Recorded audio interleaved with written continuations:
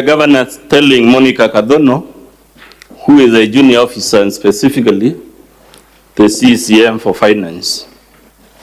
The governor is telling the CCM finance, the deputy apewe finance CCM laughable. Omchukue 2027 wape yeye finance needs. Let's go to 179.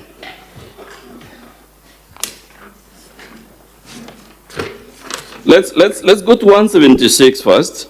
There is a post there by the governor. Can you read it to the Senate? Our wajinga tuwanyamazie till 2026. Mute completely, concentrate with the development. They want to divert us from our agenda and join the madness. Kama ni kunyorosha, tukamatie chini. Wapige nduru kabisa. I show you direction. Meanwhile, we are here 10 bila breaks. Is this message consistent with the narrative of a peaceful governor who is a victim of some evil scheme to oust her out of office? It is inconsistent. Who are the people she was referring to as wajinga and whom she says nitawanyorosha na kuwakamatia chini? Other leaders from the great county of Meru. Should the governor be, for whatever reason, be sending such messages to junior officers and members of the public, even if we were to assume, for argument's sake, she has a valid grievance against other elected leaders? She shouldn't.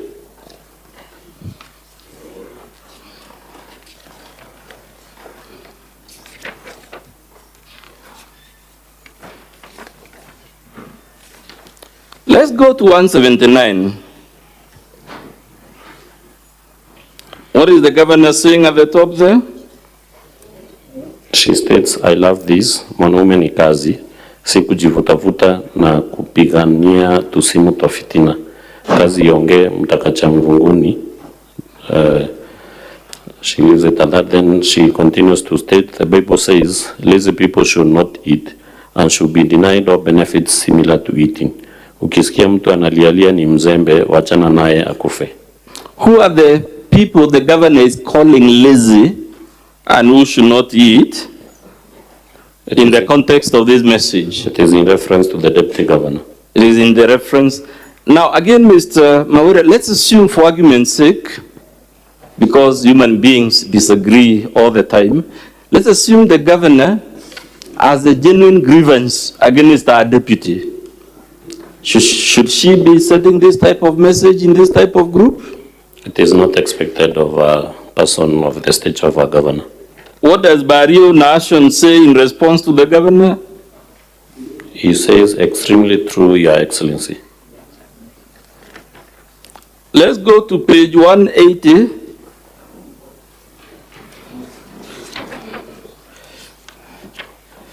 No, I meant page 190, Mr. Speaker.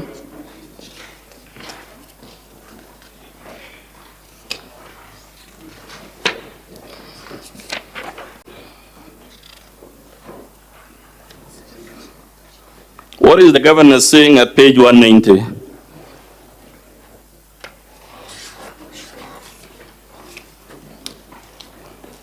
The governor says he is now claiming that pesa ya ofisi, he is now claiming that pesa ya office of the governor to be split into two, laughable. Ojo akari ngoi murungu wengo atetumene in Jesus' mighty name. May Jehovah God, who sees the motive in every move, deal with our enemies speedily in Jesus' mighty name.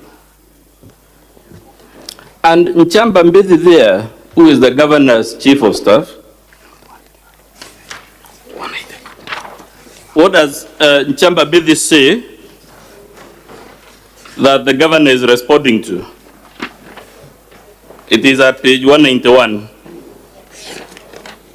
He says, in my opinion, the issues going around the media are really fueled by the DG's silence. We all know well there was no planned trip to US that was cancelled. We all know there's no time that our DG's vehicle has ever been taken away. Our DG silence is really making my people to believe the fake rumors. If DG comes out and clears the air on the fake rumors, the current politics will be a thing of the past. Why do we have to go through hard times and the solution is within us? Who is Chamba Bithi, the author of the post you just read? He is the chief of staff to the governor. Let's go back to 181 where the same Chamba Bithi is again conversing with the governor in this group. What does Chamba Bithi say? He says, blessed weekend, Our Excellency, we have beheaded you 101%. Anyone trying to fight you is fighting us and becomes our enemy immediately. In your understanding, sir, would a junior officer, and we've asked this question a million times because it's important, would a junior officer be posting these things without the blessing of the governor? Of course not. Especially when that junior officer is the governor's own chief of staff? It is not expected.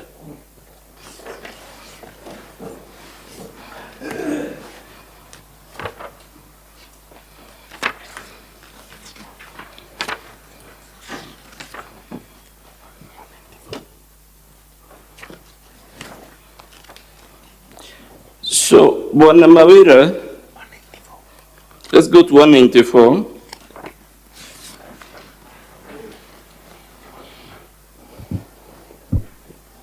What does the governor say in that page? She states that Ian Ujinga, sponsored by DG, I'm issuing last warning. I don't entertain useless threats. My 15 years in politics have never seen such childishness and ukumbafu. The next message. Walinipea 6K, the entire constituency, and DG kituo yake, I was the last. Wanaongea nini sasa? The next. You want to eat what you never labored for. It's a curse. Next. Sunday was from Imenti, Tony from Imenti, Jordan from Imenti, and many others. Mbona sikusikia community issue, kuweka jina kwa ballot ni kazi. Watu wanatumiwa vibaya na hata wenye wanakutumia vibaya hawawezi kukupea even elected MCA. We could go on and on, Kawira. I think the point is made. Mr. Speaker, I request we play a video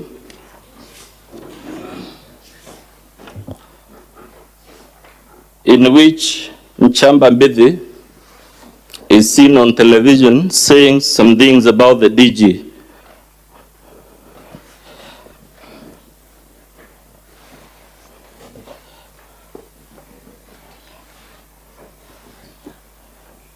I believe it is video number 3A in support of count 3.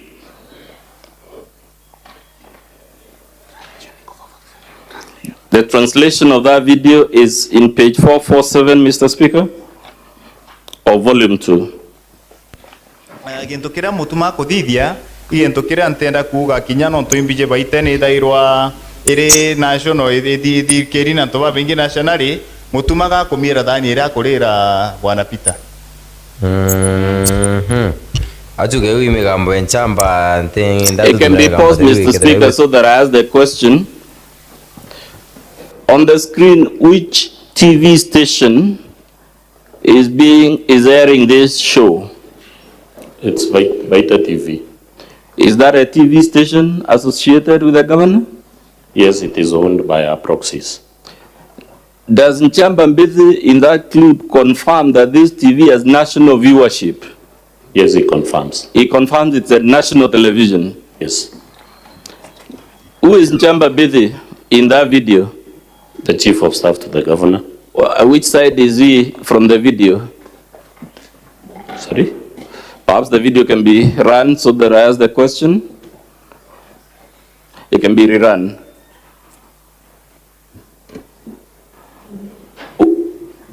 I want you to identify to Mr. Speaker who is Chamba Bithi in this video. ntenda kuga kinya no tuimbije baitene dairwa iri national edi kerina to ba bengi nationally mutuma ga kumira thani ira kurira bwana It can be paused. That's the chief of staff on national television, and the transcript is at page 447.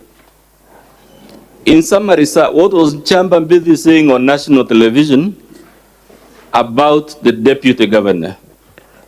In translation, he says, What Mutuma is doing is something I would not want to say here because I know Baita TV as a national audience. Mutuma is defecating on the plate from which he feeds. And Mutuma here is in reference to the deputy governor. Can you confirm this show happened after the previous impeachment motion, which had a count on unnecessary aggression and vilification of other leaders? I confirm. Let's play video number 3B, Mr. Speaker.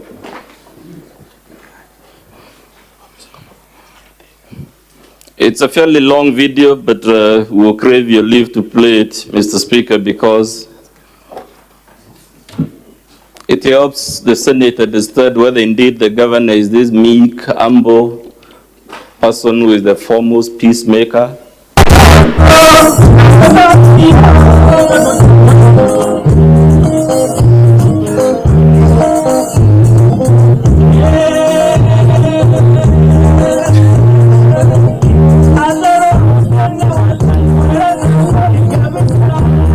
And if you permit, I can put some of the questions as it plays, Mr. Speaker.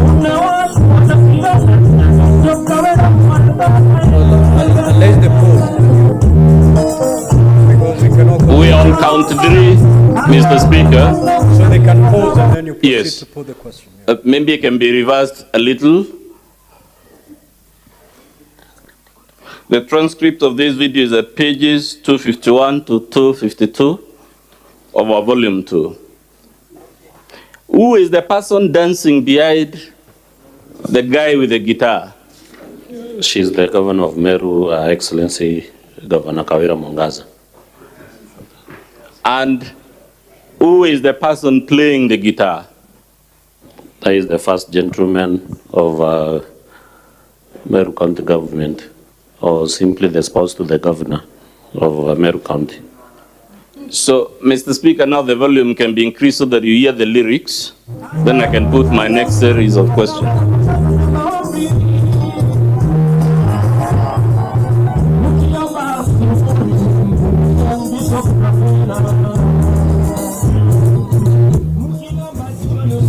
The volume is low, Mr. Speaker. We might not hear the lyrics.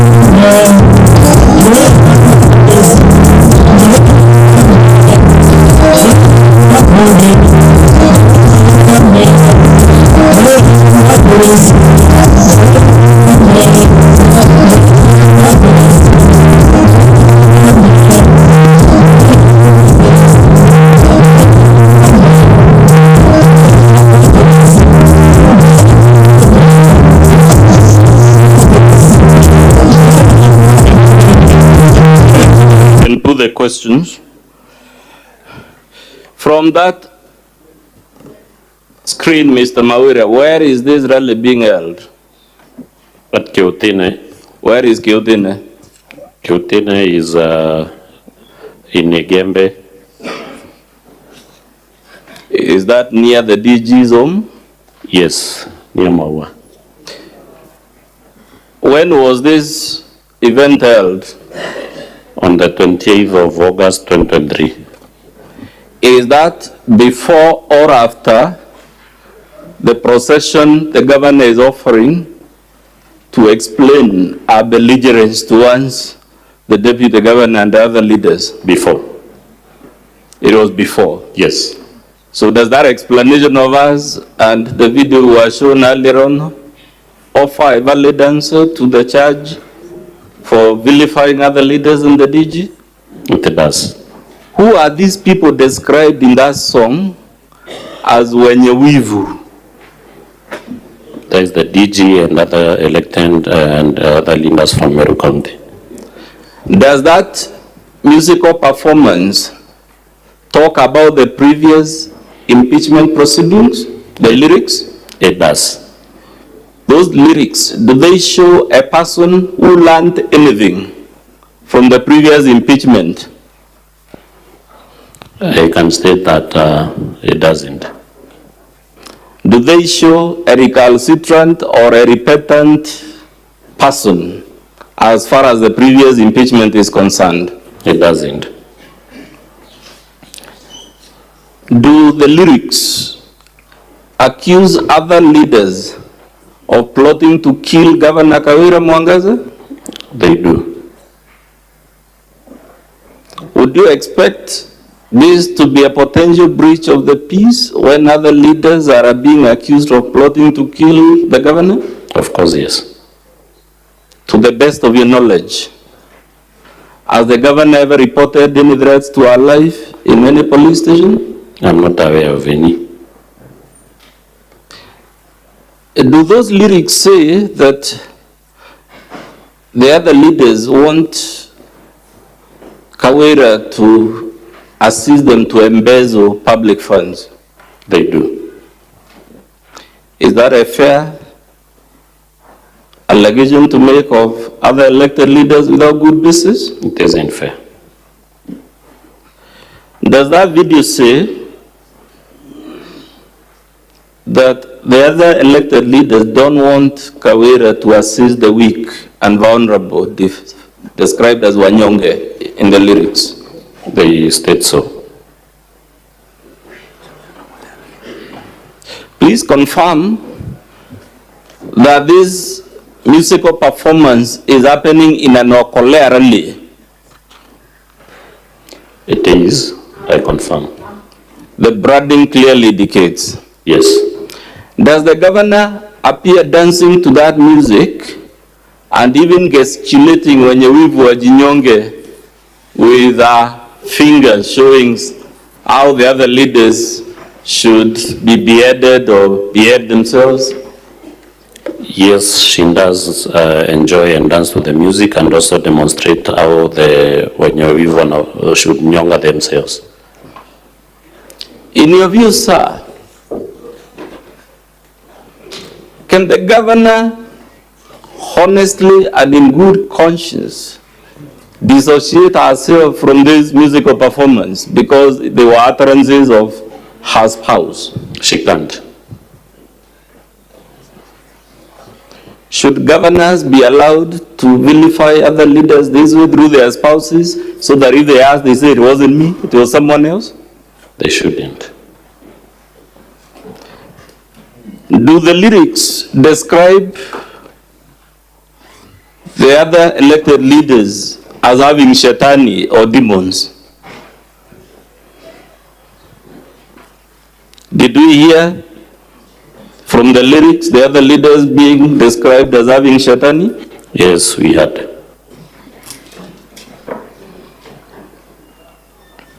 Is this video, sir,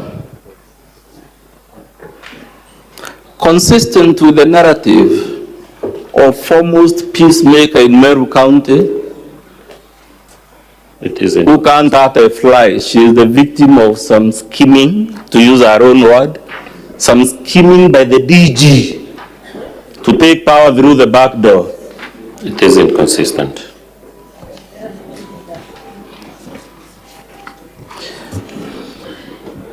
Does this video accuse other leaders of wanting to embezzle money meant for building roads in Meru? It does. Bwana Mawira, do you know any reason, and you're on oath, that would entitle the governor to hold this type of music performance? Sorry, come again? Do you know any justification the governor would have for vilifying other leaders in the manner we have seen in that musical performance? I wouldn't know why the governor would go to that extent of vilifying and inciting the public against other leaders from Meru County. The crowds we saw in that video, is it a small or big crowd? It's a big crowd. To the best of your knowledge, how often does the governor hold such rallies? They are held almost every Sunday. Almost every Sunday, that is in the disguise of helping the needy. But I can confirm those rallies are held generally to vilify and demean and incite the public against other leaders in Meru. Mr. Speaker, I request we play video number 3C in support of count number 3.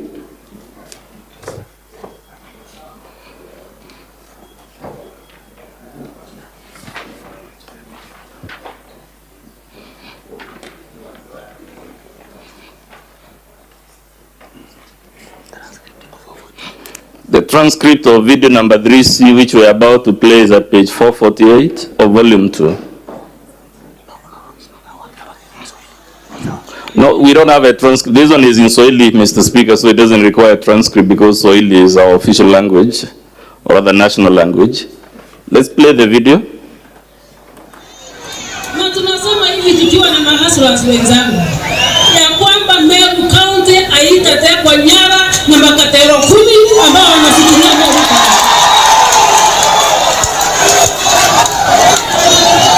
Watu 10 viongozi ambao wanalipa mshahara wa 1 million ama 500 and above hawawezi ku make decision ya kwamba Meru iko katika shimo, whereas we know shida yao ni yao wenyewe binafsi, tumbo zao. Tunakuomba ufungue Meru siku ya leo, Mheshimiwa Rais. Na kuna watu hawajakubali kama nani mama.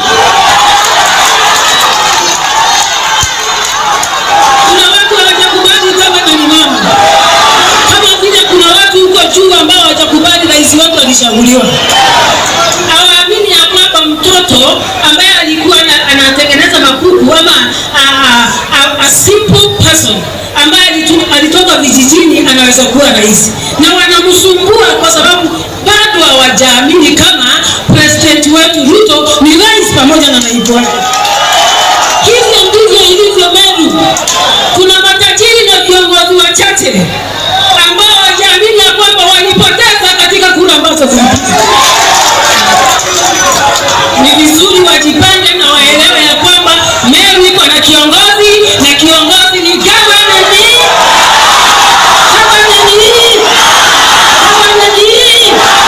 Asante sana Mheshimiwa Rais, nachukua hii nafasi. Mr. Karia, to the best of your knowledge, what occasion was this when these utterances were made? This was a prayer rally attended by the President of the Republic and the Deputy in Lare, that is in Igembe North. To the best of your knowledge, why did the President and the Deputy organize this trip to Meru? Sorry? Would you know the motivation why the President and the Deputy traveled to Meru for this function? It was a Thanksgiving prayer rally, and also to come and also try to reconcile the leaders of Meru, especially the governor and the deputy governor. Did this occasion occur before or after the previous impeachment? After the previous impeachment process. And that's why the Deputy President and the President spearheaded the reconciliation effort, isn't it? Yes, I can confirm. So you're confirming the problem in Meru has been addressed to the Council of Governors, to the Senate, all those people you counted, and not even the President himself. I confirm. Has that, all these interventions, have they restored sanity in Meru County? They have not. We have stagnated at one point. Do you expect speakers in a presidential function to speak in a dignified way about other leaders? Yes, it is expected. Did we hear the governor talk about Katel Kumi in this presidential function? She did. In the understanding of the ordinary Meru citizen, who are the people she was calling Katel Kumi? The elected members of parliament and the woman representative of Meru. Did you hear call these people before the President of the Republic, Makatel? She did, and stated that it's people who earn 500,000 and above, and also to 1 million Kenya shillings. Did she also say these are people who only care about their stomachs? Yes, she did. Would those be utterances that connote a governor that is peace-loving, that has learned from the previous impeachment process and is just a victim?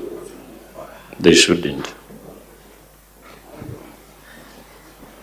Let's play video number 3C, or rather 3D, Mr. Speaker. And as I seek your... Council, just to remind you Yes. that you have 1 hour to go, and bear in mind you have more witnesses to call. The time that is utilized by the senators, that cannot be part of the 4 hours. So out of the 4 hours so far, you have 1 hour to go. Mr. Speaker, does that include the time taken by my counterparts to cross-examine my witnesses? Because they took actually more time cross-examining the other witness than we. Well, that's still within your 4 hours, just like you will be doing when their time comes. I'll try to do my best, Mr. Speaker, but I also crave for your indulgence. It is because of my consciousness as to time that I'm taking more time with these witnesses, just in case I'm not able to call all the 6. Let's play video number 3D, and Mr. Speaker, I know we expunged. This is the video that inspired the allegory that was misunderstood. This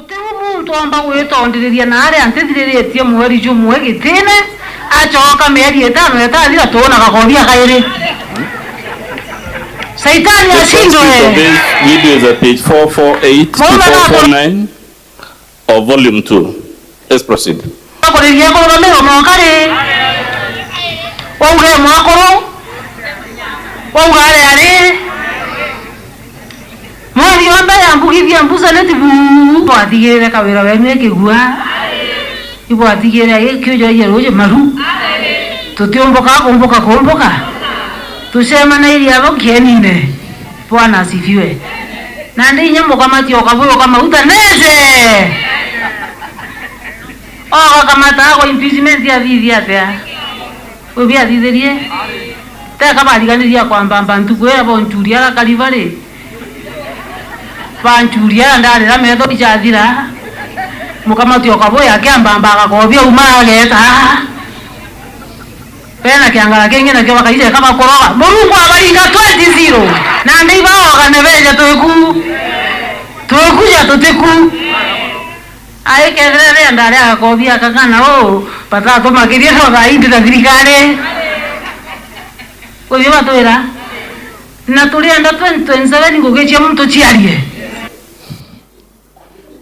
Mr. Mawere, what is the governor talking about in that video? The previous impeachment process. What is she saying about the previous impeachment process? That there is nothing that was done to her even after the county assembly impeached her and took her to the Senate. That nothing happened to her even after? She was impeached by the county assembly and brought to the Senate. Nothing happened to her, nothing was done to her.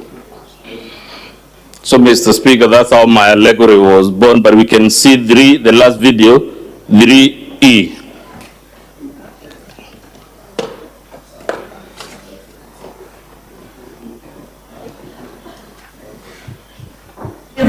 Kana no tarwe utahika misema ni mreta na uhuru ndingete mitema than the 6 ndene sa udimenti na goe adaga antora kama na weja kando kama kombinye de bejeo bejone kwera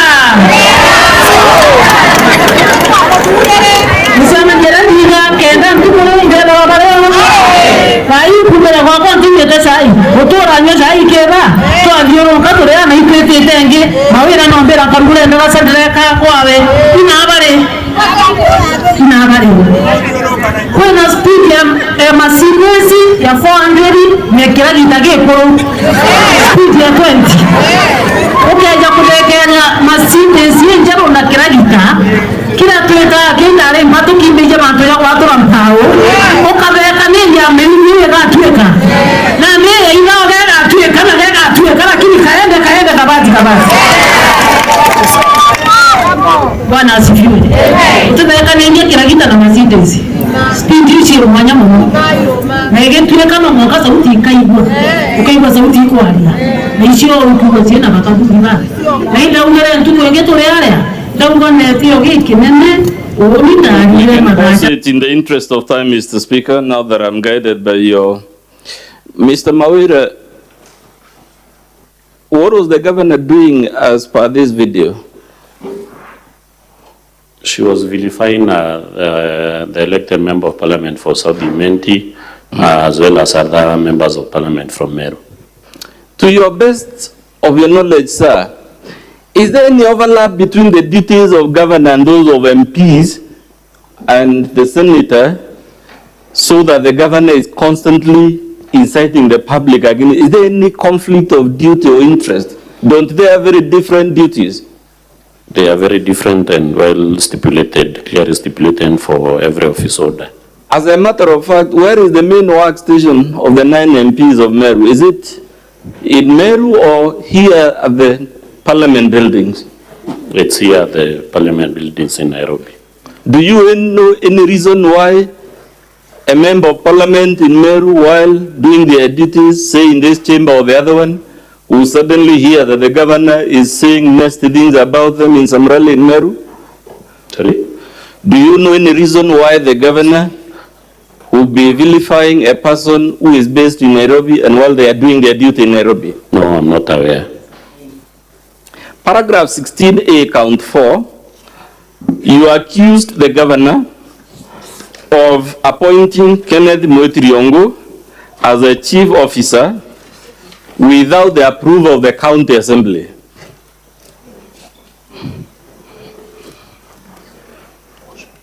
Did you make such an accusation, sir? Yes. Have you provided any evidence for it? Yes, the evidence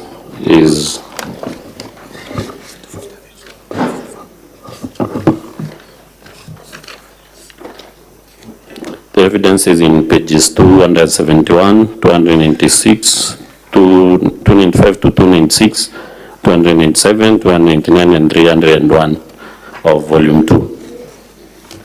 Let's go to 271. 296. The document begins at 295. Where does this document at 295 say it emanates from? Office of the Governor. Office of the Governor. And on the next page, do we have the appointment of this officer, Kenneth Moitiriongo? Yes, paragraph 12. Paragraph 12. Does that confirm he was appointed as a chief officer? Yes, it does. Is he appointed as a substantive or an acting chief officer? Sorry? Based on that document, is that an acting or substantive appointment? It's substantive since it's not stated that he is acting. Do such appointments require the approval of the county assembly? Yes, as it is required by the law. To the best of your knowledge, has the governor placed any approval of the assembly for this officer? None whatsoever. Let's go to 296, 297. What is the document there? It's a document from the office of the clerk addressed to the county secretary, that is Dr. Kiambi James Dambura Aderu, in the matter of the Constitution of Kenya 2010, the County Governments Act 2012, the County Assembly's Powers and Privileges Act 2017, and the County Assembly of Meru standing orders, and in the inquiry of the Sectoral Committee on Labor, Public Services, and Social Welfare, summons. So, sir, have you provided sufficient evidence to show this person was appointed without county assembly approval? Yes, I have. Let's go to 16D, paragraph 16D of your impeachment motion. You accuse the governor of appointing unqualified persons, namely Kenneth Moitiriongo, Edwin Mutuma Murangeri, and Gitovun Kanata as chief officers without competitive recruitment and recommendation of the County Public Service Board. Have you provided any evidence to show this? Yes, I have. Let's go to, where is that evidence, sir? The evidence is on pages 253 to 260, 295 to 296, 322, 325, 326, all the way to 327, 331, 332, 334, 335, and 386 to 389. Let's go to the appointment of traffic marshals. Have you provided evidence of the appointment of these officers? Yes, I have. The governor responds by saying that this office was regularized. And she says it was a joke. That's our response in the county assembly, isn't it? Yes, they did. Have we seen her in a video? Mr. Speaker, we can play the video in support of count 4. It's a brief video.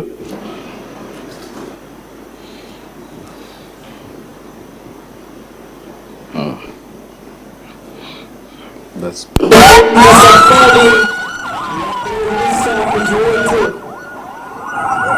safari ya kuainisha mji wa Meru imeanza. Asante sana, asante.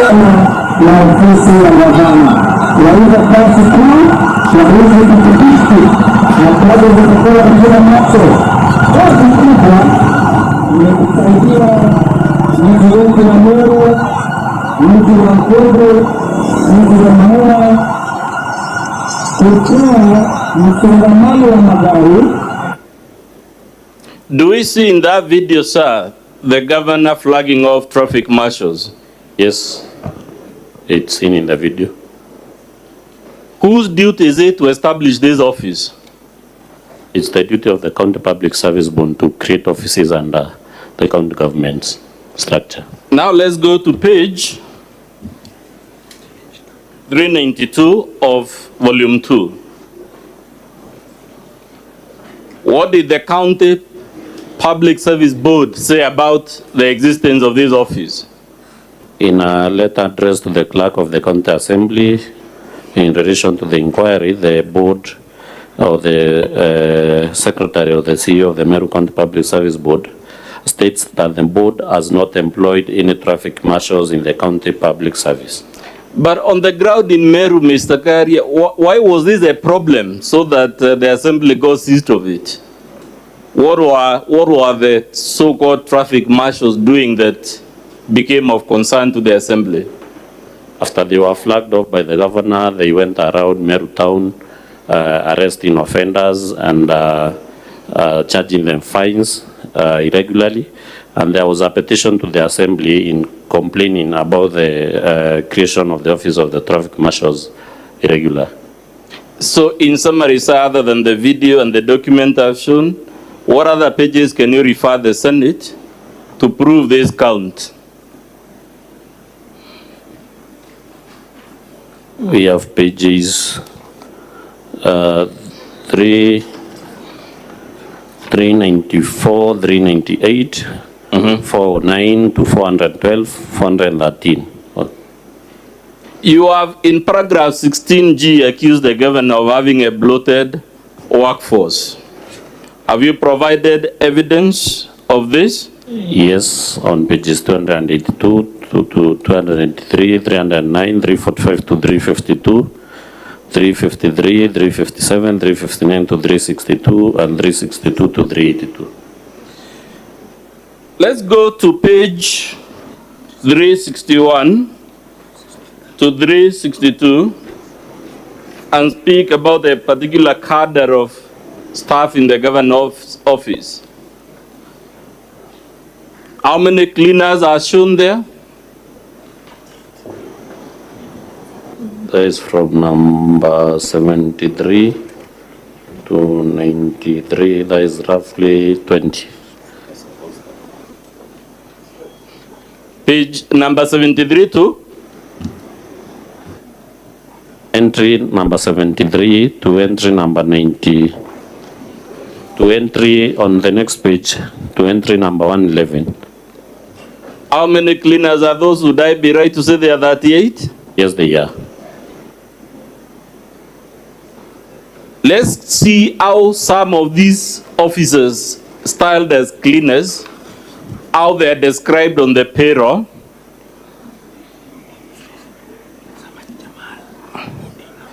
Let's pick the officer number 111, Jamal Bundi. He has been described as a cleaner in the recruitment.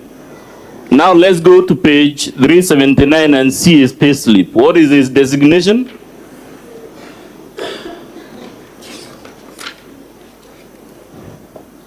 He is recruited as a cleaner, but his designation is senior support staff. So the payslip is that of a senior support staff? Yes. But the appointment is that of a cleaner? Yes. Let's pick another one.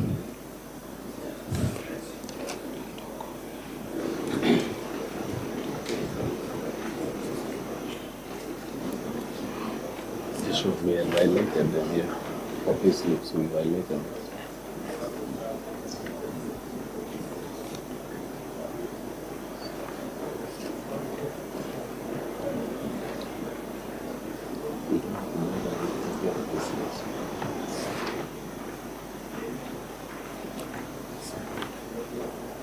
At page 381, at the bottom, what is the name of the officer? Mr. Godfrey Mwenda Mireti. So this gentleman was also recruited as a cleaner, but his pay slip is for what cadre? Senior support staff. That officer is number 103, Mr. Speaker, on page 362.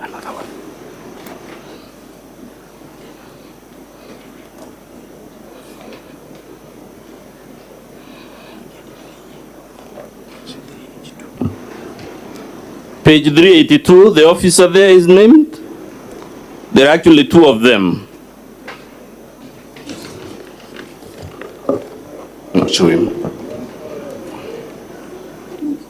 Miss Faith Kendi Kidhinji and Miss Glory Kinya Kinoti.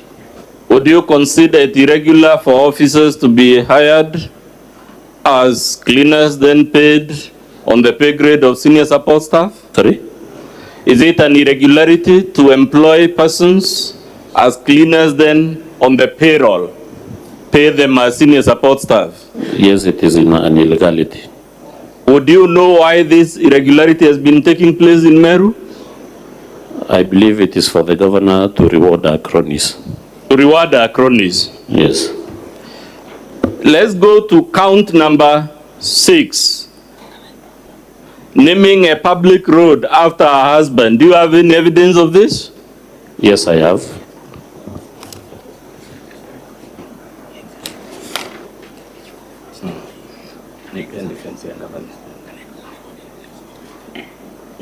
You can do it.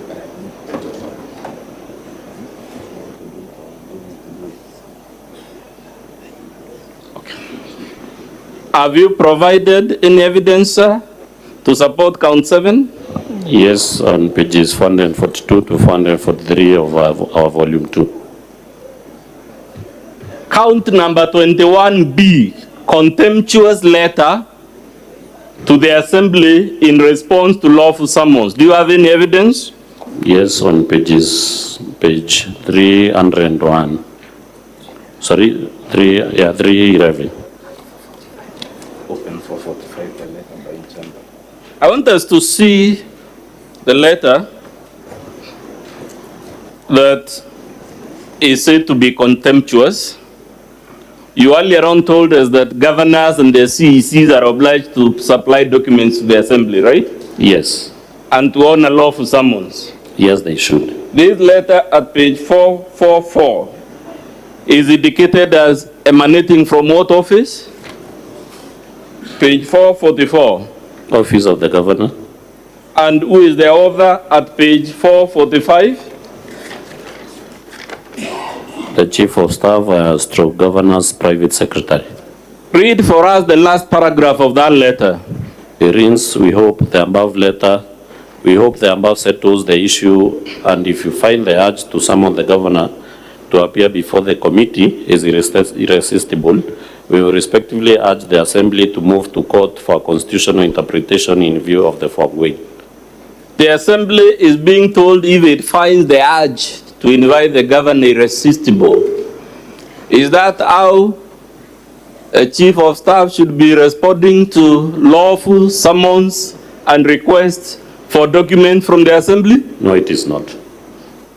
I want us now to check the responses filed by the governor. So hold the governor's response.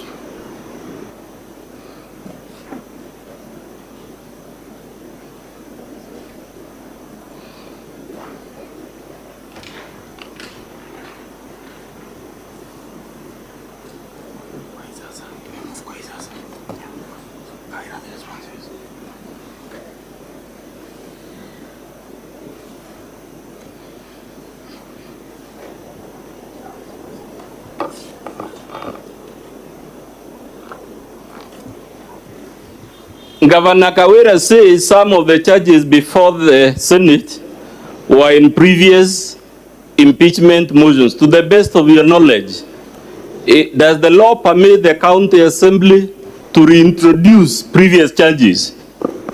Yes, according to section 33 of the County Governments Act, it's allowed after 3 months.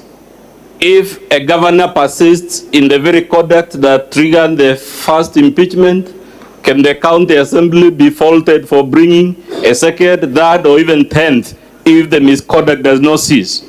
No, it can't.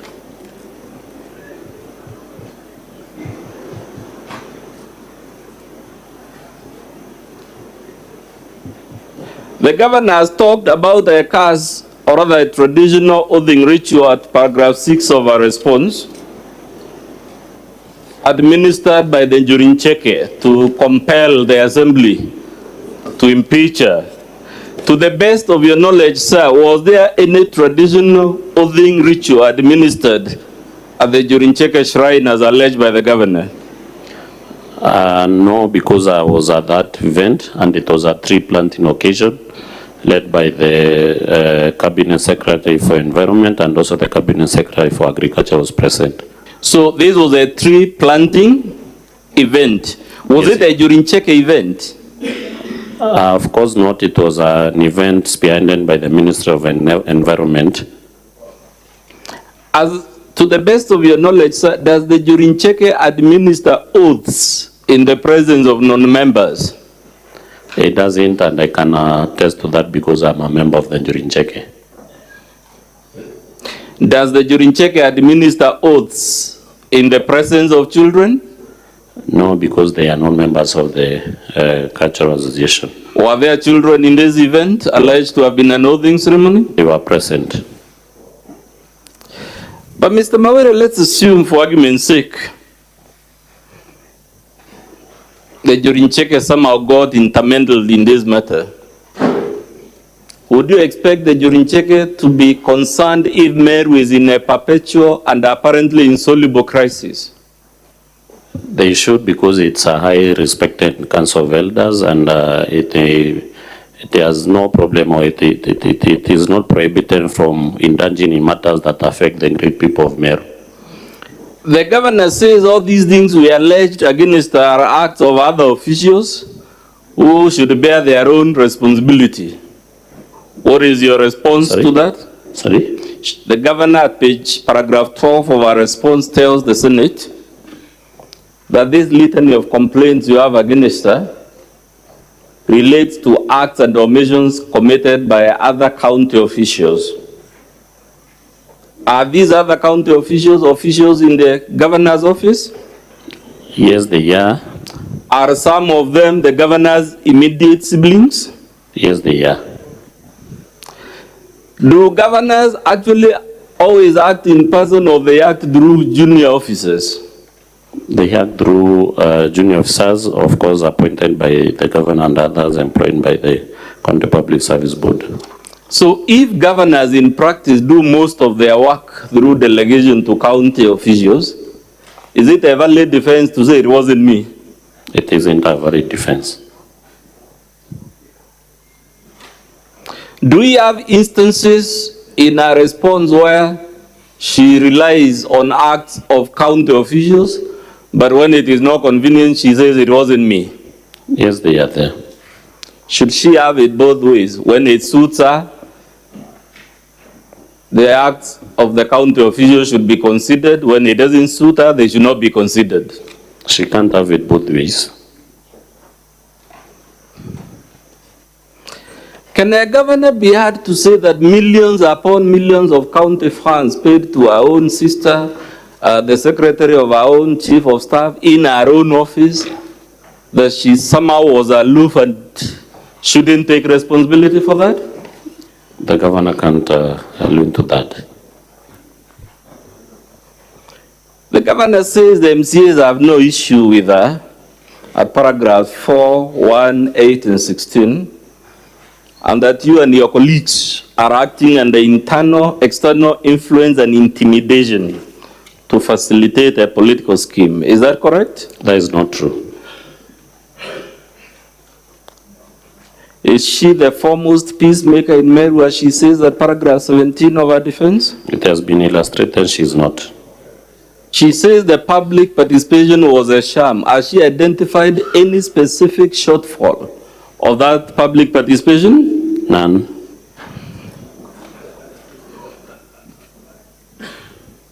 She says she's been rated among the top 10 best performing governors in Kenya.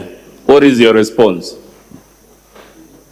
I think that is a report that has just been produced the other day, and I believe it was tailor-made to suit this case, because previously we have seen other independent bodies also read the governor, like the timely survey that ranked the governor position 40 out of 47 in Kenya. So there is a... Did the governor disclose that she was relying on this survey produced just after the impeachment, that there was another survey also ranking her 40 out of 47? No. So she is happy to have the survey ranking her highly considered, but not the one ranking her in the bottom? Yes, that is true.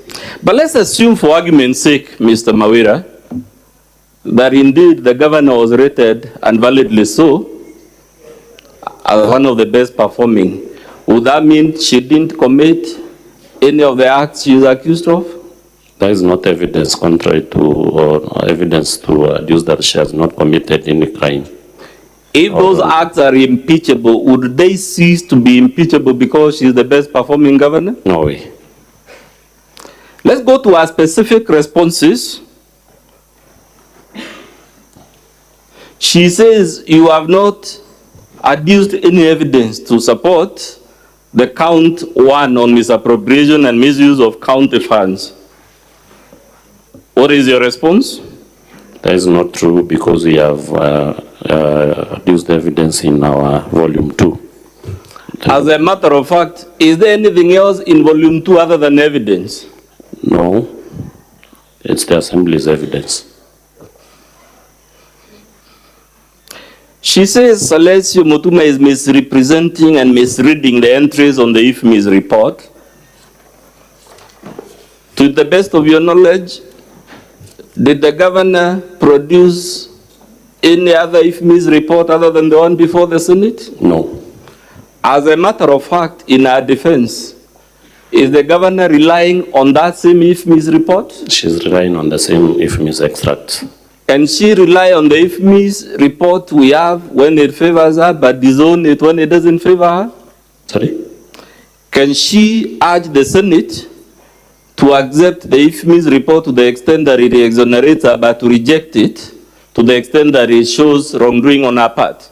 As long as it is the same report she's relying on, she can't.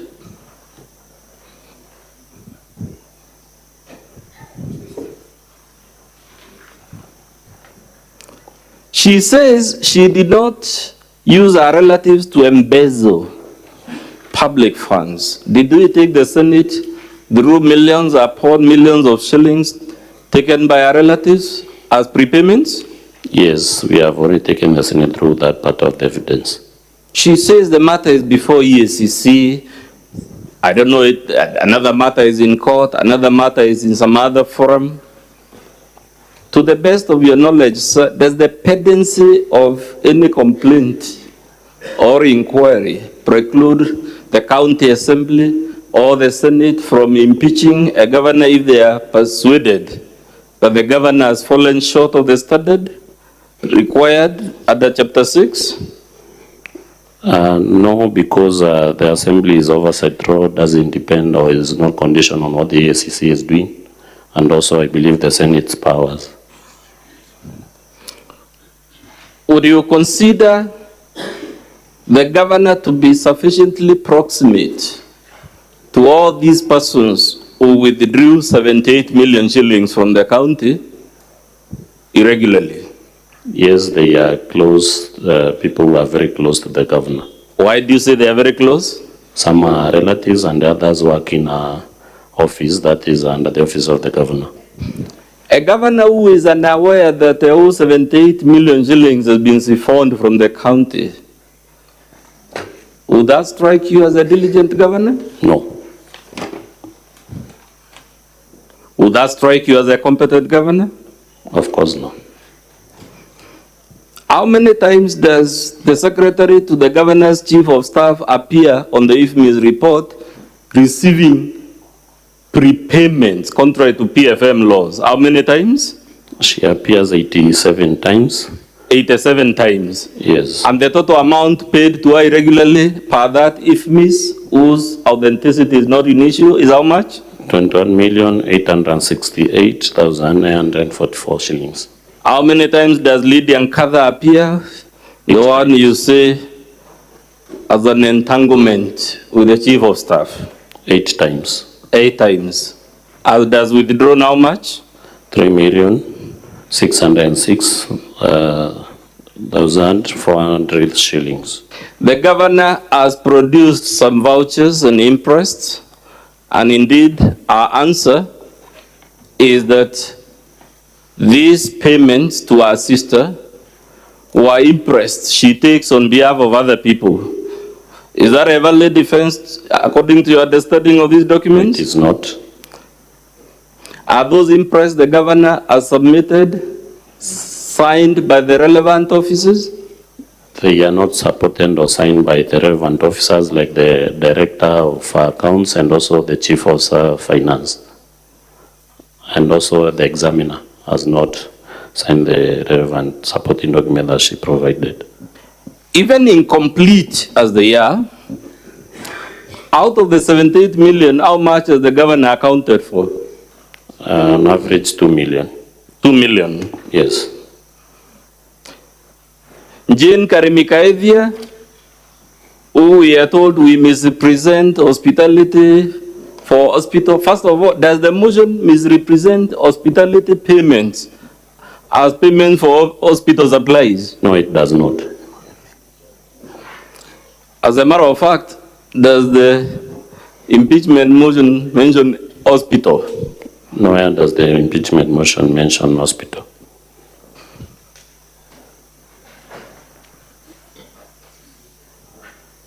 You are told you have accused, or you say Jane Karimikaevia is a relative of the governor. Is there any place we have said she is a relative of the governor? Nowhere in the motion.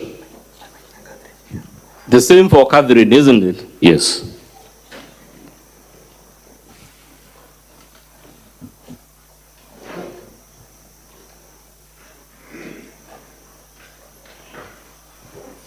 Let's interrogate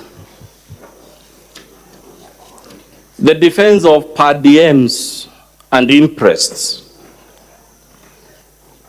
Would that explain the 107 irregular payments, styled prepayments on IFMIS? It doesn't.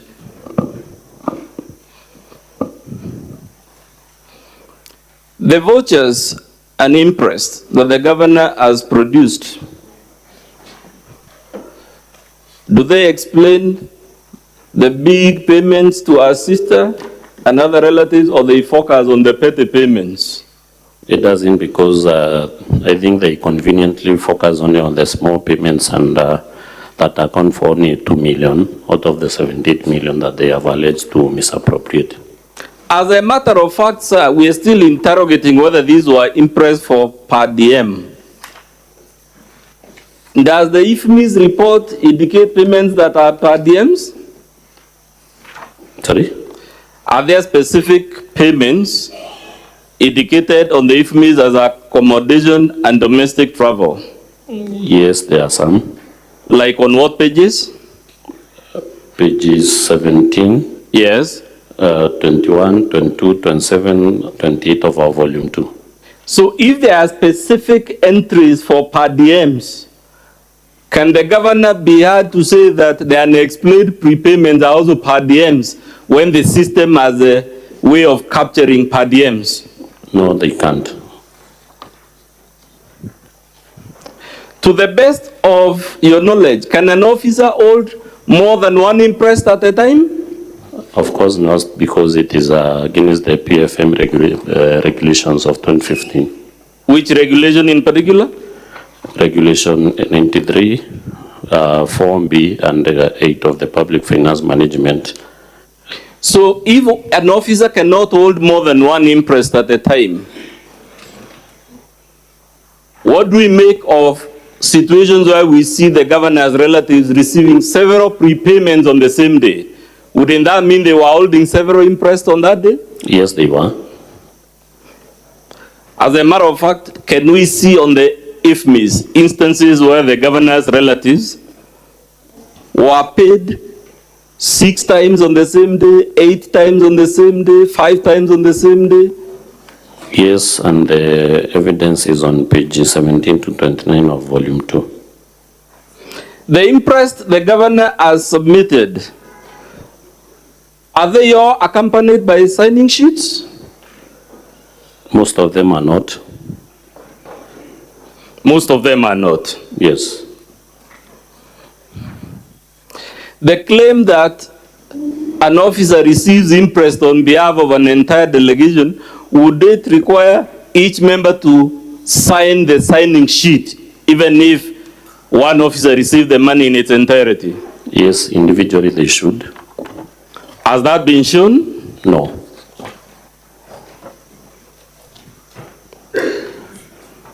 Does the law permit use of imprest to make huge payments of money? It doesn't allow. As a matter of fact, imprest is confined to small payments that are done routinely and therefore cannot conveniently be paid through the ordinary payment system, isn't it? That is true.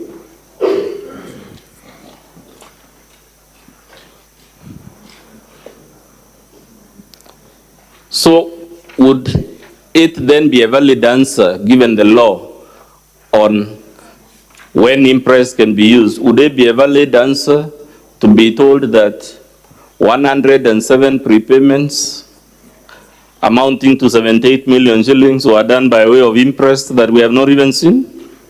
No, that would be abuse of imprest. Did the governor produce the imprest she has now produced before the Senate, before the county assembly? They blatantly refused to. She blatantly refused. Yeah. You told us they are not signed. I want you to show us a few that are not signed by the validating officers.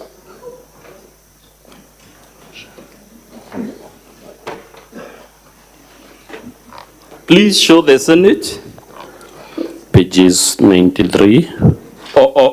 Mr. Speaker, we are referring to the governor's bundle. Yes. The one with the blue pages. 93. On that particular payment voucher for Rose Kenya, who is This the is a governor's payment to the governor's sister, right? sister, amounting to 25,400. The payment voucher has not been signed by the examiner. That is examination. The payment voucher has not been signed by the Director of Accounts or CEO Finance. Let's go to the one, the payment voucher at page 108. Is it signed by the examiner? No, it is not. Who is it issued to? Rose Kenya, the governor's sister. Is it signed by the accounting officer? No, it is not. Let's go to the one at page 131.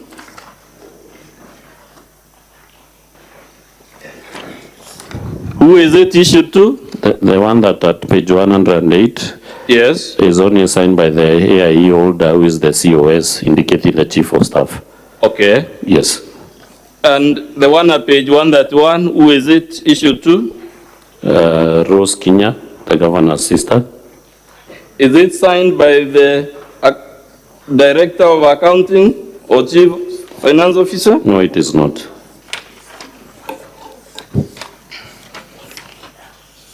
Let's go to the one at page 120.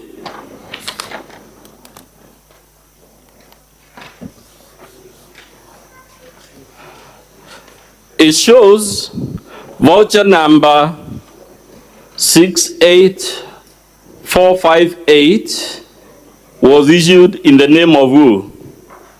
Rose Kenya. That voucher, according to the IFMI's extract at page 23 of our volume 2, to whom was the money paid?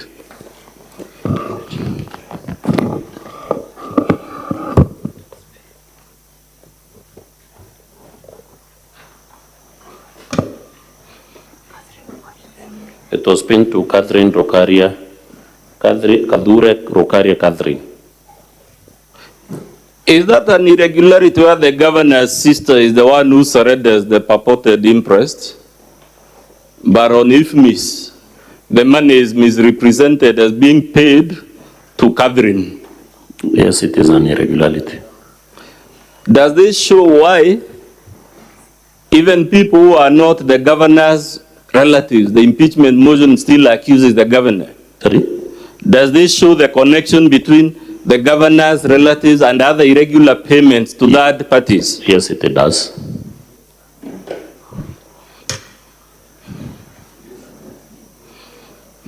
Let's still stick to that payment to Catherine Lukaria. How much amount is indicated on IFMIS? On the IFMIS extract, it is indicated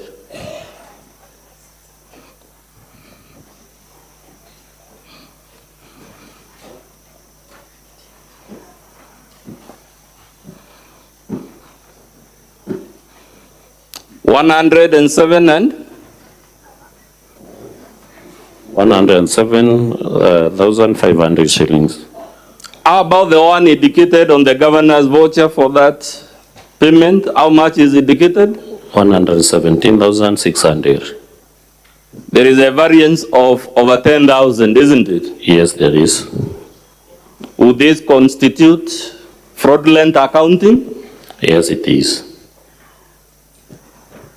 Let's come to the specific embezzlement. Let's look at the acceptance of the interest on page 282 of the governor's volume.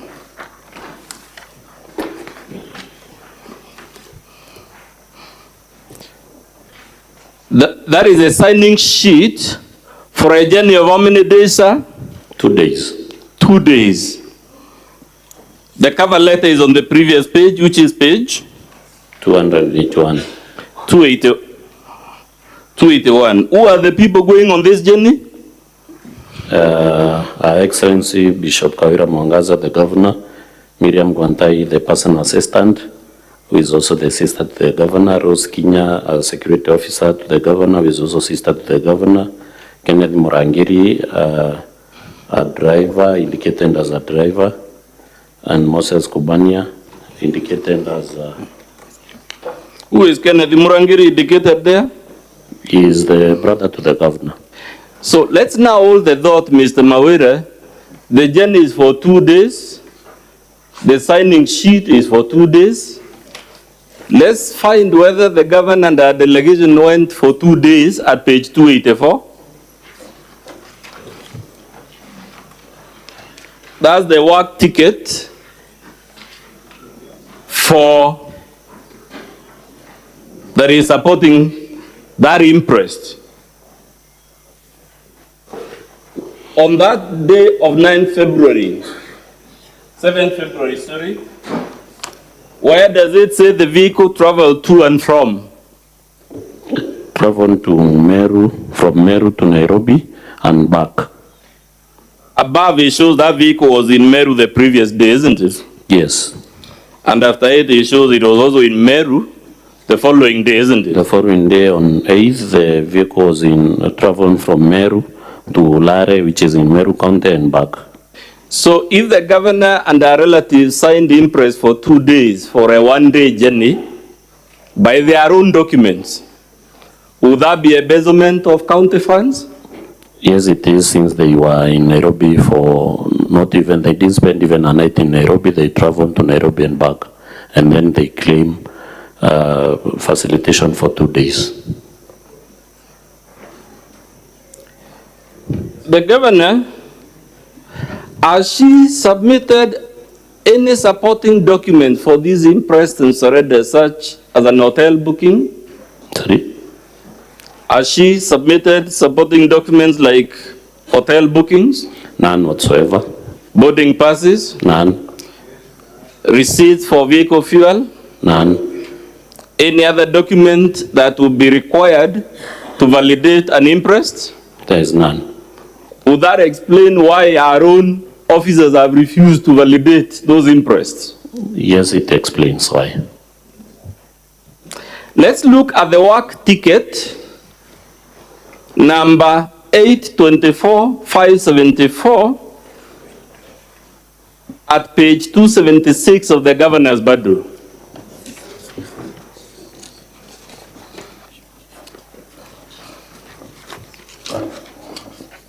What is the number, the serial number of that work ticket, sir? 824 547. 824 574, sorry. 574. What is the dates, which month are the dates appearing on that work ticket on that page? From 1st of January 2023. Yes. All the way to 22nd of January 2023. Let's go to pages 118. Is the serial number the same as the one you've read? Just a minute. Page 118 of the governor's bundle. Yes, the serial number is the same, 824 574. That same work ticket also appears at page 129, right?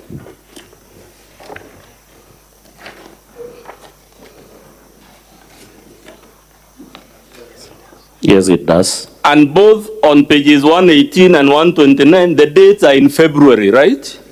The one on pages 118 covers from 1st of February to 19th of February. The one on pages 129 also covers from 1st of February to 20th of February. And among the entries from, there is an entry on 16th, 18th and 19th. That is the one on page 129. Yes, see the one on page 129. The entries are? Page 129, the entries are from 1st of February Yes. to 20th of February. But along the entries, there is a single day that has not been indicated. That is, they have only indicated 16th of February. Then jump to 18th, They right? jump to 18th of February. Then gone to 19th. Yes. Then gone to 20th. Yes. And on the second page, it goes to? On the second page, it goes what back to 17th. It goes back to 17th. Yes. Is that a natural chronology of events, or this is an exposed falsification of this document? It is not. Maybe these are forged documents to try and support the irregularities. So let's go to page 104 of the governor's document and hold it together with page 204. Can you confirm it is the same work ticket number 824574? Just a minute. We are requesting, Mr. Speaker, you hold on the governor's bundle pages 104 together with 204. Pages 104, the serial number is that 824-574. It is the same work ticket. Yes. And the dates are in which month? The dates on the work ticket on pages 204 start from 1st of March to 18th of March. Let's now go to page 189 of the governor's bundle.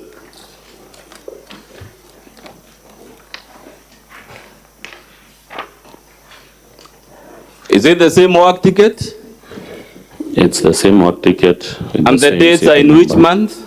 1st of April to 23rd of April. So, Mr. Mawere, we have seen the same work ticket being given to the Senate in the answer to the charge for misappropriating county funds. Is it possible for a vehicle as busy as the governor's to use the same work ticket from January to February to March to end of April? Is that something the Senate should seriously believe?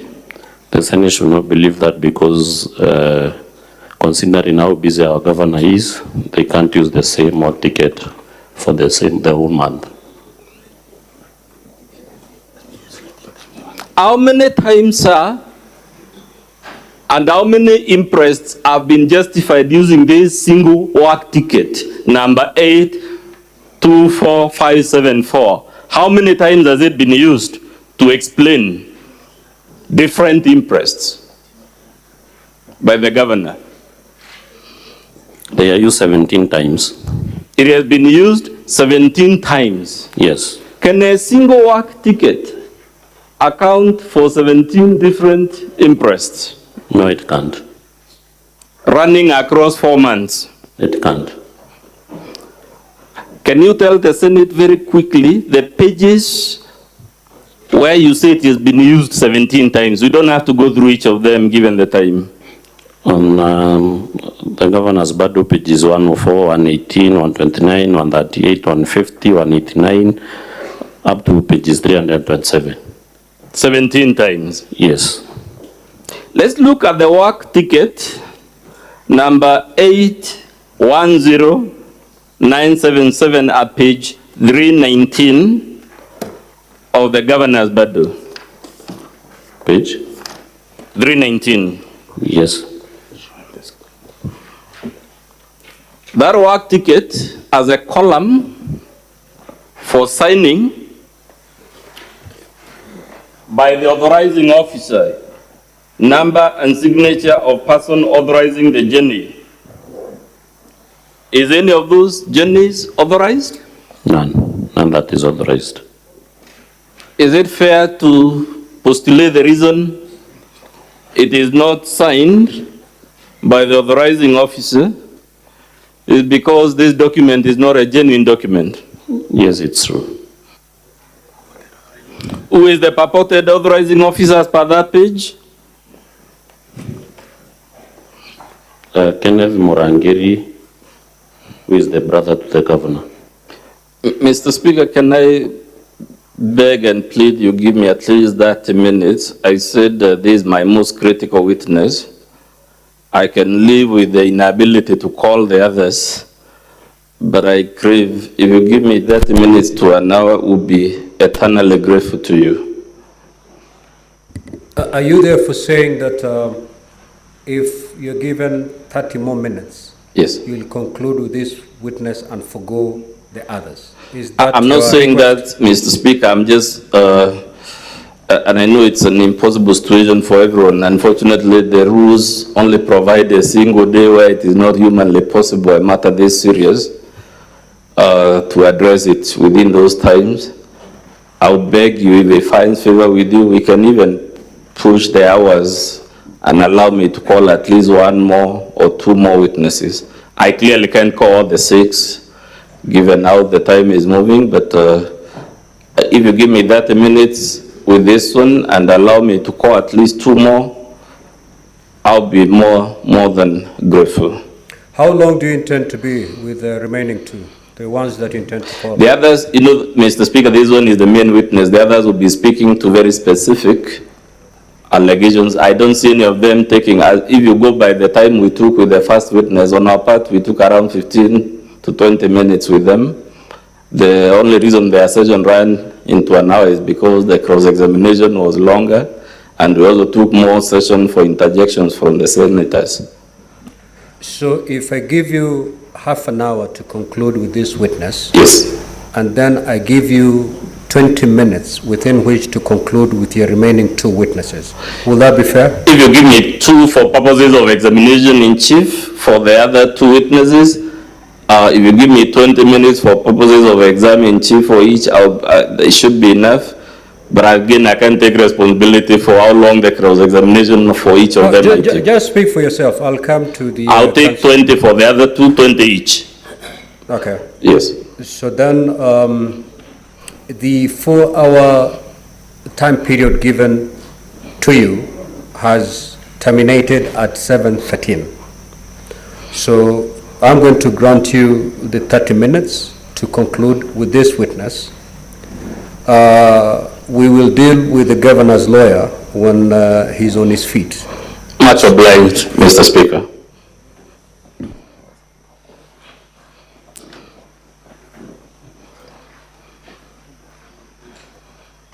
You have been told at paragraph 1.1 point 11 of the governor's response that there is no evidence linking Kenneth Gwantai to misuse of county funds, and his name does not appear in the Impeached extract. Is that defense of the governor consistent with the evidence on record? No, because the evidence is there for to see on pages 20, 22, and 24 of the Impeached extract. So who again is Kenneth Gwantai? Brother to the governor. So when the governor says he doesn't appear on the Impeached as receiving money and it's there in black and white, is that a serious defense? It is not, since it is a misrepresentation of facts. It is said that you, sir, you yourself of all people, made a Facebook post defending the governor that you now are asking the Senate to remove from office. What is your answer? Yes, I did, but my support doesn't give the governor leeway to breach the law. And also, the support came in before I was seized of the facts before this Senate and the Assembly. Did you have the benefit of this extract, Impeached, at the time you made this Facebook post? No. Did you have the benefit of the documents down before the Senate when you made this Facebook post? No.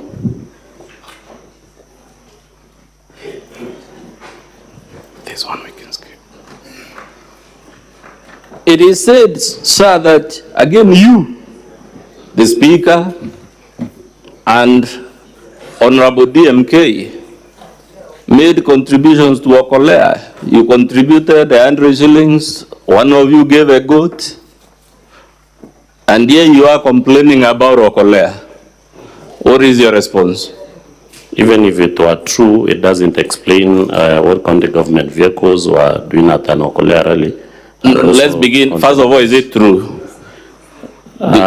Did you contribute to that Okolea kitty? And did the Speaker and Honorable DMK make contributions to it? I may not speak for the others, but I did. You did? Yes. Would the fact that you made that contribution diminish the gravity of the offenses the governor is said to have committed in those rallies? It doesn't in any way. The governor says she has a video in which she gives a disclaimer that Okolea is separate from the official functions.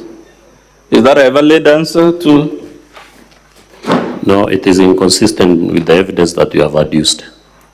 She tells you if county officials attended the Okolea rally, they did so in their private capacities as members of Baite Fellowship.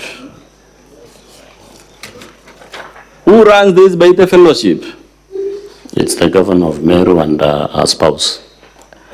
So the governor and her spouse run a fellowship which is attended by, she admits, county staff attends Okolea rallies. Is that a valid defense? It is not valid. Doesn't that defense actually confirm the involvement of county staff in Okolea operations contrary to promises made by this Senate less than a year ago? Yes, it does.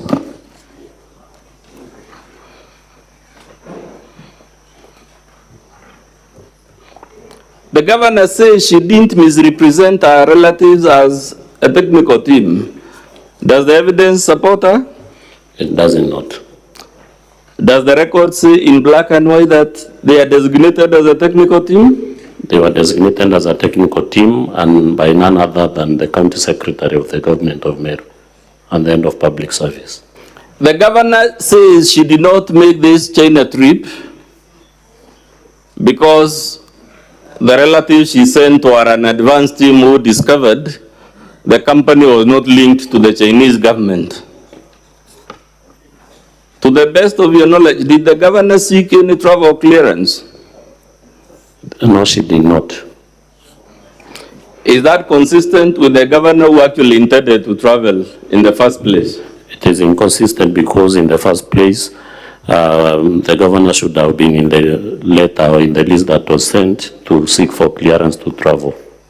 She tells you no public funds were lost on the trip to China. What is your response?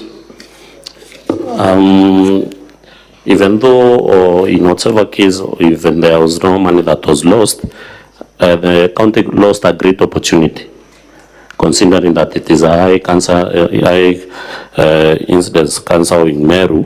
The county lost a great opportunity to address that problem for the great people of Meru. The governor draws a account. So it's public knowledge that whenever you travel, even if the cost of the trips are covered by the company, those who are traveling are paid a quota per diem. Would you consider the loss of opportunity greater than perhaps even the loss of money, Yes. given the incidence of cancer in Meru? Yes, I would. You are told, Mr. Chair, I'll let my colleague exhaust the remaining bit. I've been studying for quite some time.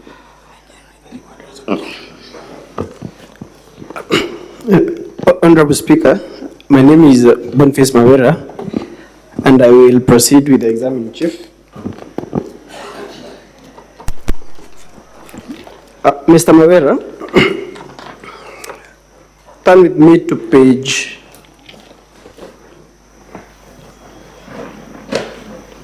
347 of the governor's bundle.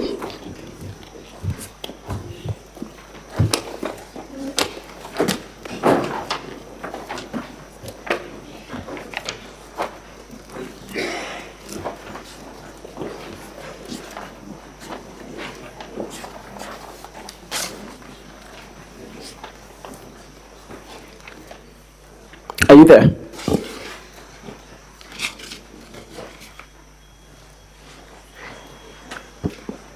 What letter do you see at page 347? It's a letter from Office of the County Secretary in regards to deployment of NEFAT Kenya Meme. Okay. Did the county secretary have the powers to appoint NEFAT Kenya as Director External Partnerships?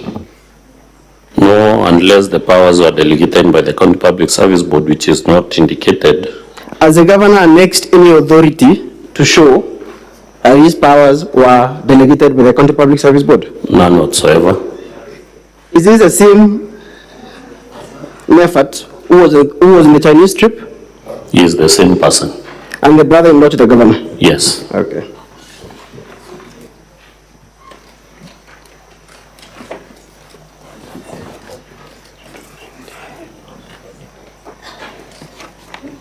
Turn with me to page 287 of our volume 2. I think it begins at page 284 of our volume 2.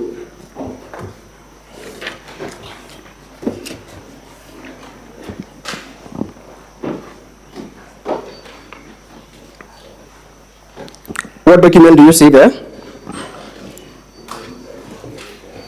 There is an advert from by the Office of the County Public Service Board. In which office? Office of the Governor. So the advertisement is for recruitment in the Office of the Governor? Yes. Turn now to page, Honorable Speaker, you can turn with me to page 287.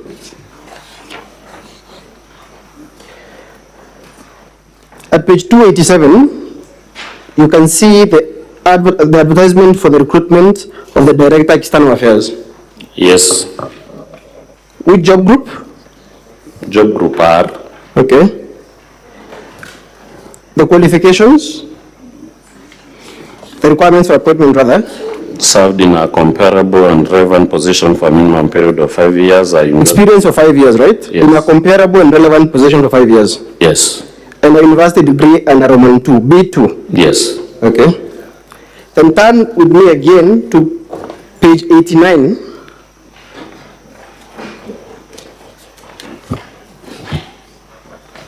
Of our volume 2, still volume 2.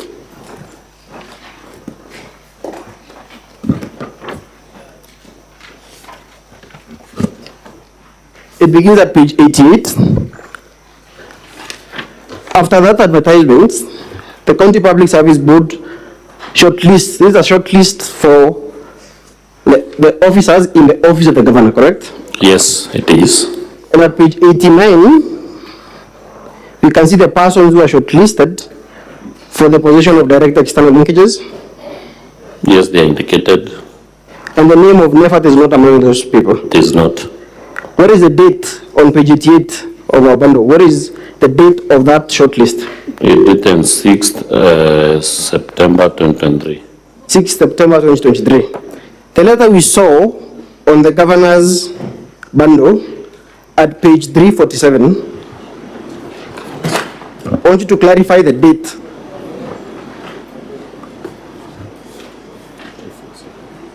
When is it dated? Just a moment.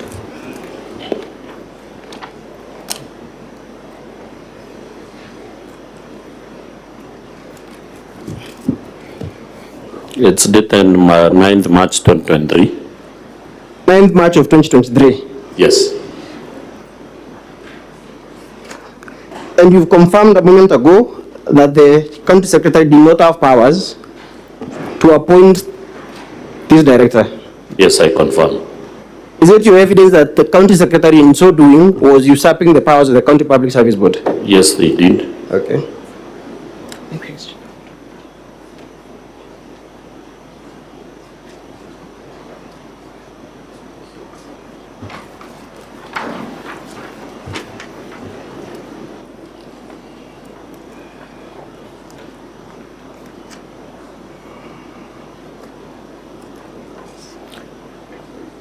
At page 287 of our bundle, we have seen that the position, or rather the job for director, is job group R, correct? Yes, it is.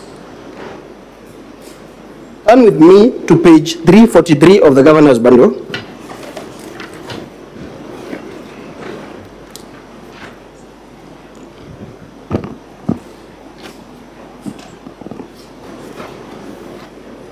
What document has the governor produced in that bundle? It's a offer of appointment letter. Who is it addressed to? Nefat Kenyans. In paragraph 1, what is the job group of Nefat Kenyans? He is employed in the position of pharmaceutical technologist, job group H. So, Mr. Mawira, could a person who was employed in job group H be appointed to act as a director in job group R? No, that is an illegality. What is the possible explanation for this irregularity? You are not supposed to be appointed to act in any position that you are not qualified to. Would you say that the only reason why Nefat is clearly favored and he jumps from job group H to job group R is because he has a relationship with the governor's sister? Yes, I can confirm. Okay.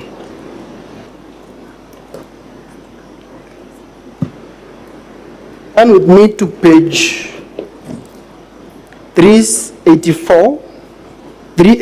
Honorable Speaker, you can turn with me to page 384 of our volume 2.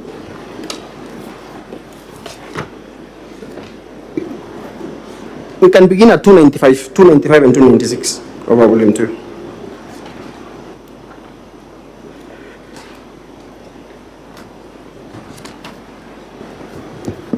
What document is at page 295 and 296? Is a notice of redeployment from the office of the governor. It is issued by which office? Office of the governor. Is it actually a redeployment or appointment of chief officers? It's appointment. And I remember you during your examination in chief by Mr. Modom, you said that for the appointment of chief officers, the County Public Service Board must be involved. Yes, it must. And also, it is actually the County Public Service Board that recommends the appointments to the governor. It recommends and it also creates those offices. It creates those officers, advertise, they recruit, Yes. Then they forward the names, or they submit the names to the office of the governor for formal appointment. That is the procedure. So could the governor purport through the county secretary, because at page 296, the letter is signed by the county secretary for the governor. Could the governor purport to appoint these chief officers without the involvement of the county public service board? No, that is illegal. And as a county public service board actually disowned those appointments? Yes, they have. Where is the evidence? The evidence is on page. I'm down to 384 for purposes of, in the interest of time. 384 of our volume 2, Honorable Speaker.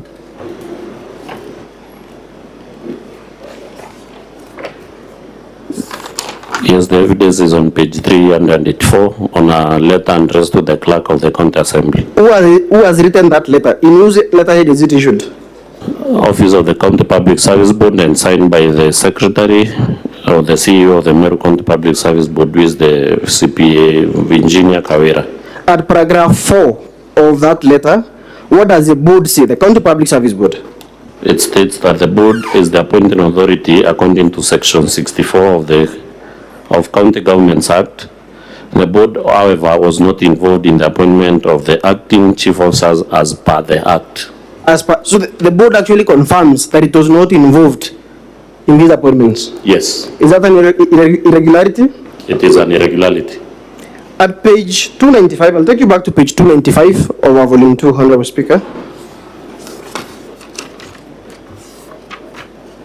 And specifically, the number 18 on page 296, the appointment of Kenneth Mwiti. Is he appointed to in an acting capacity or a substantive appointment? It is a substantive appointment since it is not indicated if it's it's not indicated if it's in an acting capacity. Would such a substantive appointment require the approval of the county assembly? It requires. Was that approval obtained? No. And for argument's sake, Mr. Mawira, the governor said in a response that it is actually the county secretary is the one who made these appointments. As by law, the County Governments Act, can a county secretary appoint chief officers? It's not possible, and even it's still contrary to what we have, because the letter is signed by the county secretary for Her Excellency the Governor. For the governor? Yes. So could the governor lawfully, even if we are to assume that she delegated his authority, could the governor lawfully delegate the mandate to appoint chief officers to a county secretary? The law does not allow that to envisage the same. Is a statutory mandate to appoint chief officers not vested in the person of the governor? It is. Still on these two pages, page 295 and 296 of our volume 2. Who is qualified? I want you to explain to the Honorable Speaker and to the Honorable Senators, who is qualified to act as a chief officer? According to? I'm asking from the persons who have been appointed here as chief officers. For example, you can turn to page 296, number 17. We see Gitobun Kanata to move from Meru Municipality to Department of Lands to perform the functions of chief officer. And my question to you is, can a person who is not a chief officer be appointed to act as a chief officer in another department? No, because it requires vetting and approval by the county assembly. So it is your evidence that only a person who has been appointed, who is already a chief officer in the first place, can be appointed to act as a chief officer in another department? Yes. And by corollary, in the national government, only a PS can be appointed to act in another state department? That is true. So if you are not a chief officer in the first place, having been vetted and approved by the county assembly, you cannot be appointed to act as a chief officer in another department. That is true. So what would you say then of the appointment of Kitobun Kanata at number 17? It's an illegal appointment. Number 15 of Christopher Mugunda? It's also illegal. Number 2, that is the nephew, Edwin Murangiri. It's in contravention of the law. Who is Edwin Murangiri at number 2, page 295? The nephew to the spouse of the governor. So, is it regular for a person who is already in another department, that is military service, as a semi-autonomous government agency, is it regular for them to move from a saga to the public service? It's irregular. And take over the role of acting chief officer? It's irregular. Okay. And from the governor's bundle,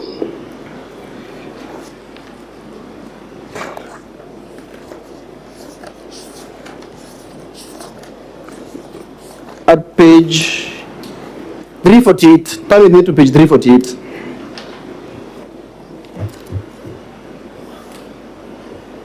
That is the appointment letter of Edwin Murangiri. Yes, it is. In 2017. Yes. And he was in job group K. Yes. So is it regular for a person in job group K, just as I've seen for NEFAT, for a person in job group H, to jump the stairs or the ladder and to become a chief officer, which is the highest rank in the county public service? Is it regular? No, it is not. Okay.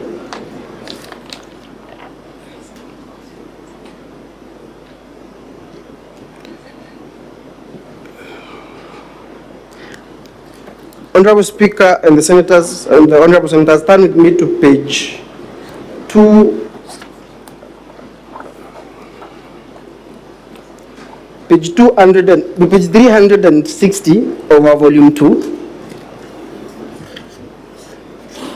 Actually, from page 359. I'm sorry, Honorable Speaker, from page 359.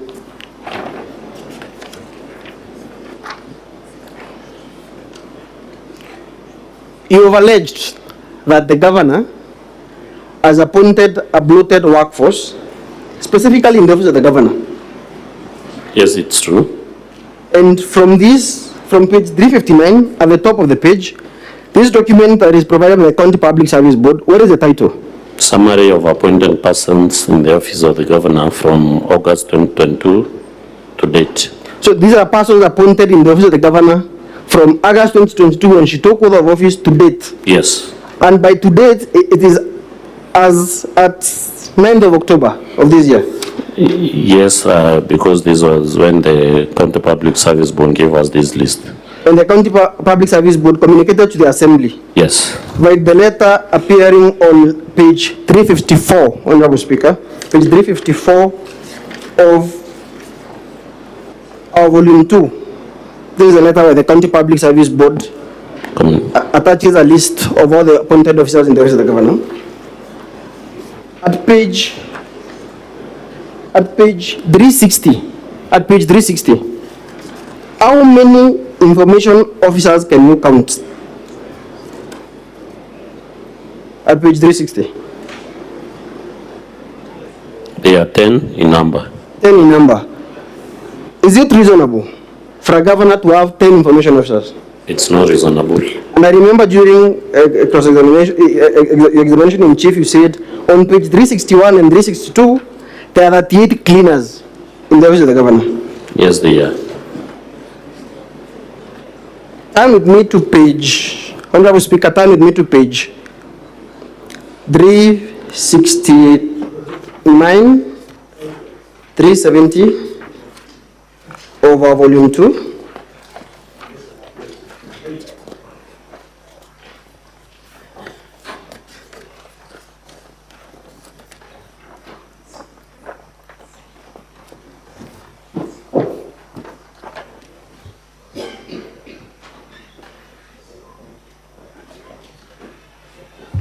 At page 3, what documents are there? From page 369 to page 370.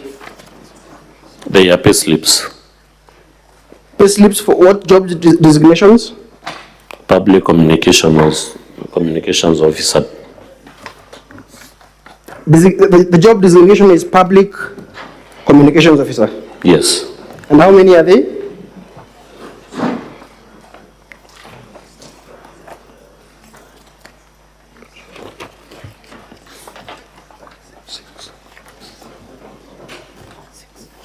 They are 6 in number. They are 6 in number. Honorable Speaker, turn with me to page page 261 of our volume 2. Okay. There is a notice for shortlist and interview schedule, correct? Yes. At page 268. At page 268.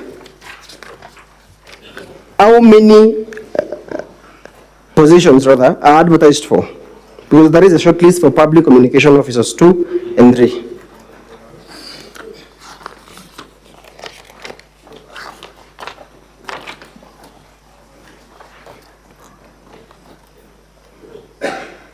The ones who are shortlisted are 17 in number.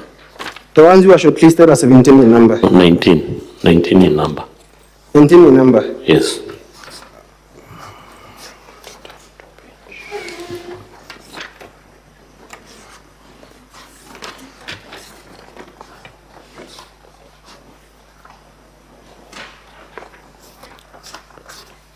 But Turn with me to same- page 293 of our volume 2. The document begins at page, the document begins at page 284, Honorable Speaker. It is a advertisement for recruitment to the office of the governor. At page 293, how many positions have been advertised? Only 3 positions. Only 3 positions. What is the job designation? Public Communications Officer 2 and Public Communications Officer 3. So for public communication officer 2 and 3, only 3 vacancies are available. Yes. Okay. And at page 268, we've seen that 19 persons were shortlisted. Yes. At page 268 of our volume 2. Yes. Okay. Then turn with me to page, still on our volume, to page 361 of our volume 2. And I want you to read out, or rather to count, the public communication officers who are appearing in that page. That is number 60, number 67, number 68, and 69. How many are those? They are 4. There are 4. There are 4 officers, right? Yes. Who have been recruited as per this summary provided by the County Public Service Board for all the staff in the office of the governor from August last year to date. Yes. Okay. So there were actually 3 vacancies. You will agree with me. From page 293, there were only 3 vacancies. Yes. 19 were shortlisted on page 268. Yes.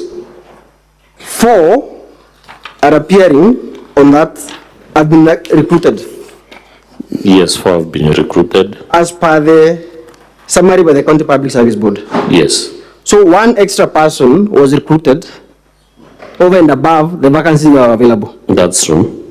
Of the 4, how many appear in that shortlist? The 4 are Kawira, number 60, Honorable Speaker, on page 361 of our volume 2. There is Kawira Andrew Bundi.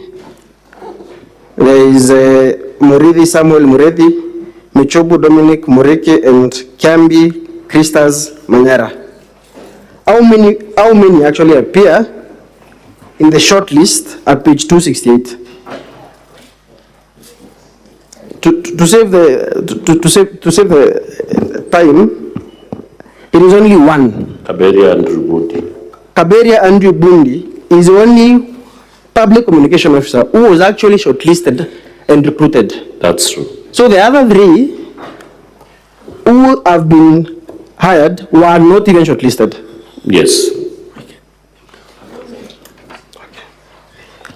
Turn with me now to page 369 and 370, and you will see the pay slips.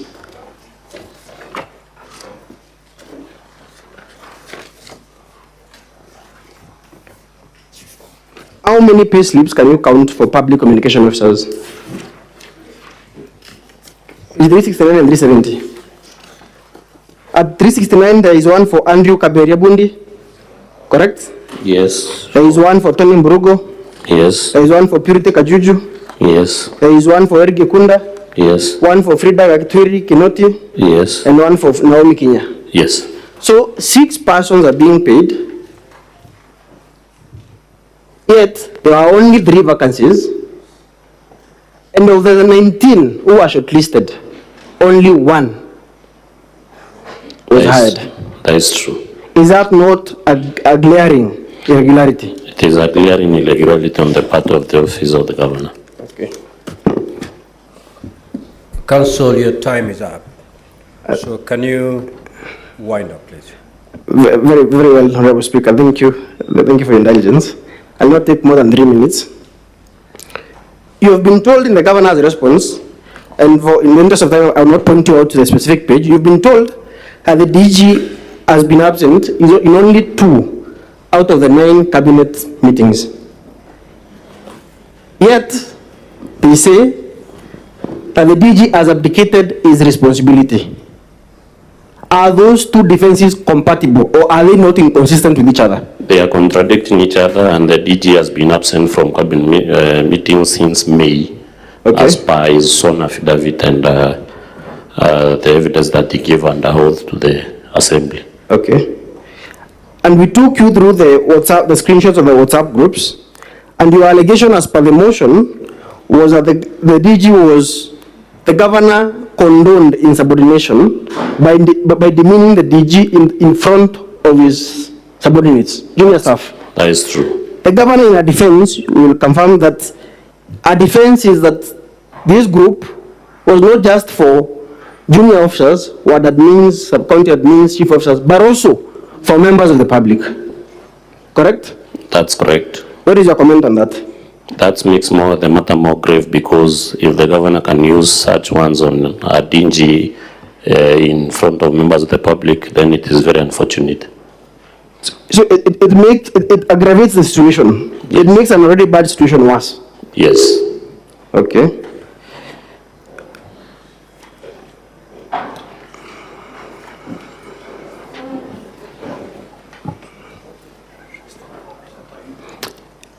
In summation, your closing remark, what would you like to say, or what would you want the Senate to do to the people of Meru? I will pray to this honorable House to listen and interrogate the evidence that the Assembly has submitted and make their decision based on the evidence that they have adduced. Because last time, from the report of the Senate, the Assembly was told that we did not prove our case, and therefore I asked the Senate to save the people of Meru from the problems they are facing. And you confirm that you have evidence running into 448 pages in our volume 2? Yes, I confirm. Very well. That is all in examination in chief, Honorable Speaker. Thank you.